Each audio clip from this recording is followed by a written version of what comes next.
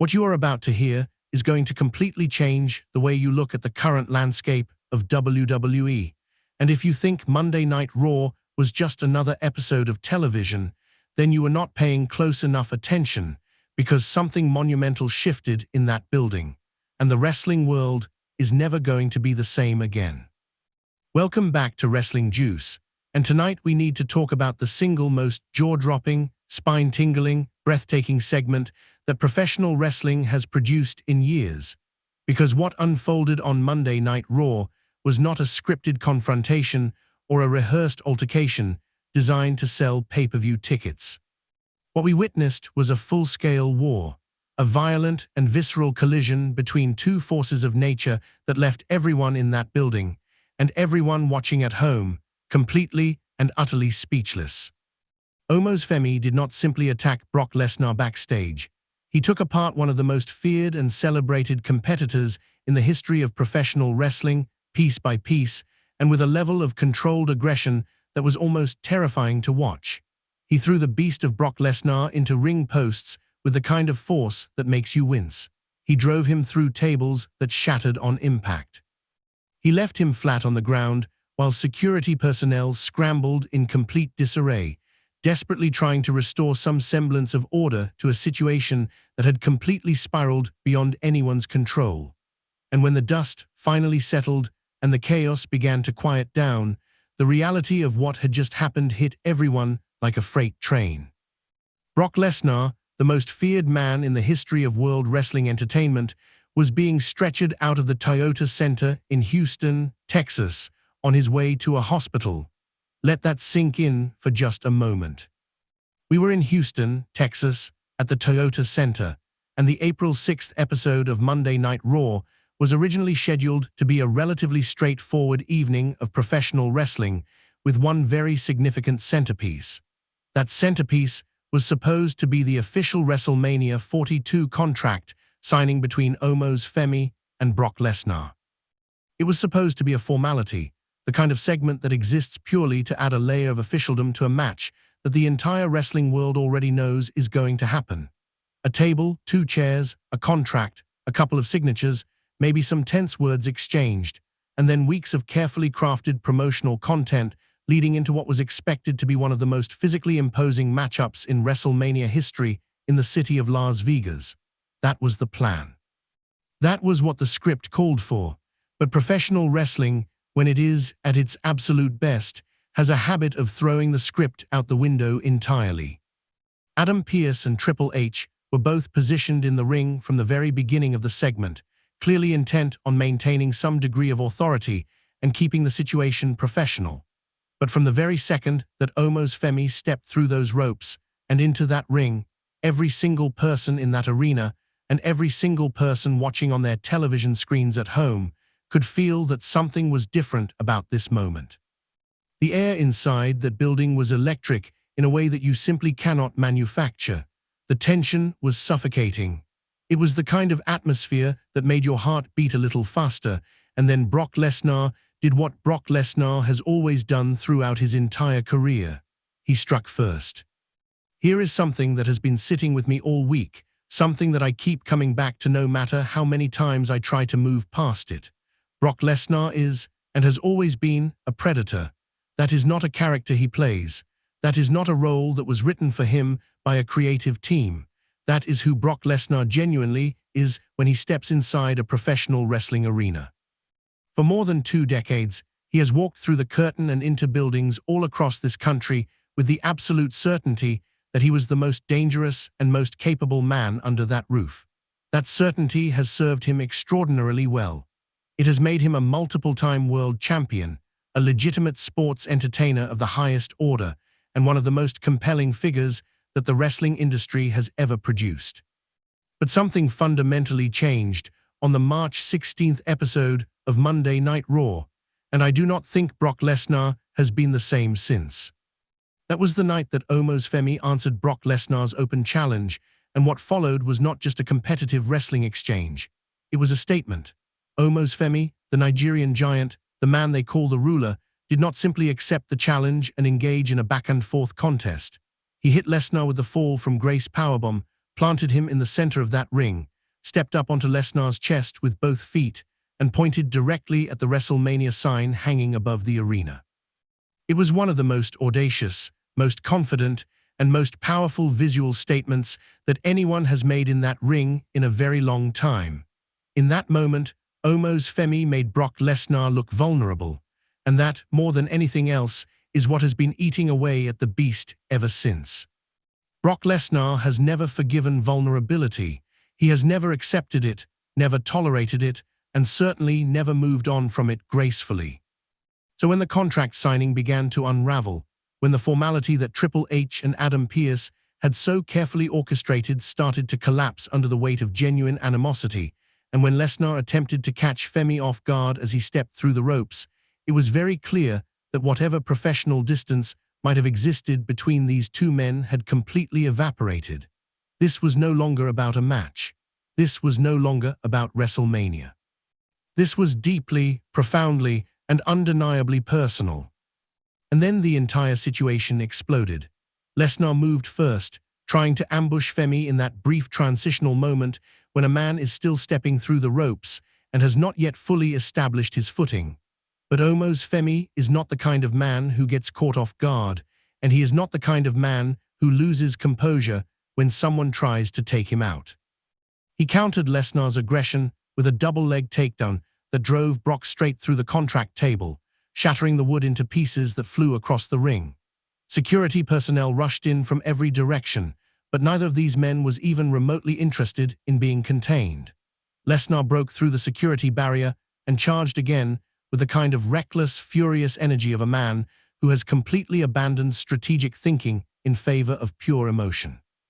He hurled an office chair directly at his Wrestlemania opponent. Femi caught it and threw it right back. What was supposed to be a contract signing had become something that looked far more like a demolition site.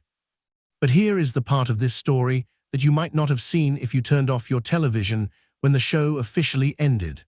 After the broadcast concluded, after the cameras that were feeding the live television program stopped rolling, the cameras inside that arena continued to capture everything, and what they captured was arguably even more intense than what aired on television. The fans who were still in their seats inside the Toyota Center were chanting at the top of their lungs, demanding that the officials simply step aside and let these two men settle their differences without interference. Triple H, clearly trying to prevent the situation from escalating any further, instructed Brock Lesnar to leave the ring and exit the arena. And Lesnar did comply, but not before grabbing the steel ring steps and launching them with tremendous force into the ring, nearly striking one of the security personnel in the process. Femi responded immediately, grabbing those same steel steps and hurling them right back at Lesnar. The beast barely managed to get out of the way. And then Oba Femi did something that I genuinely did not see coming, something that sent a chill straight down my spine and made me look at this entire situation through a completely different lens. In a moment of what appeared to be pure, unfiltered frustration, he grabbed one of the security guards who had been trying to intervene and hit him with the fall from grace powerbomb, the same powerbomb he had used on Brock Lesnar weeks earlier. He stood on that security guard's chest and pointed at the Wrestlemania sign. The crowd went absolutely berserk, and I sat there watching it, genuinely uncertain whether what I was witnessing was a man ascending to greatness or a man losing himself entirely in the process. I keep coming back to the psychology of this entire situation, and I think it is worth taking a few moments to really sit with it. Brock Lesnar has been competing in professional wrestling for more than 20 years. He has stood across the ring from The Undertaker. He has been in the ring with John Cena. He has had some of the most physically and emotionally grueling battles with Roman Reigns that this industry has ever produced. Through all of it, through every brutal contest and every war of attrition, Brock Lesnar has maintained a certain untouchable quality, a sense that no matter how hard someone hits him, no matter how talented his opponent might be, the beast is always the most dangerous presence in any building he walks into. Oba Femi has now stood over Brock Lesnar twice. He has thrown him around. He has made the most feared man in WWE history look like someone who might actually be in over his head. And now, With WrestleMania looming just weeks away, Brock Lesnar is not wrestling with the measured confidence of a predator stalking his prey. He is fighting with the desperate, frantic energy of a cornered animal that has nothing left to lose. There are reports circulating within the wrestling community that Brock Lesnar is only back with WWE for a limited period of time, and that his career could potentially be winding down toward its conclusion, possibly culminating at SummerSlam in his hometown of Minneapolis. If that information is accurate, then what we are watching unfold is not simply a feud between two big men competing for prominence on the WrestleMania card. What we are watching is a man fighting for his entire legacy. A man trying to answer, one final time, the question of whether or not the Beast is truly the most dangerous competitor that professional wrestling has ever seen. And then there is Oba Femi, 27 years old, born in Lagos, Nigeria.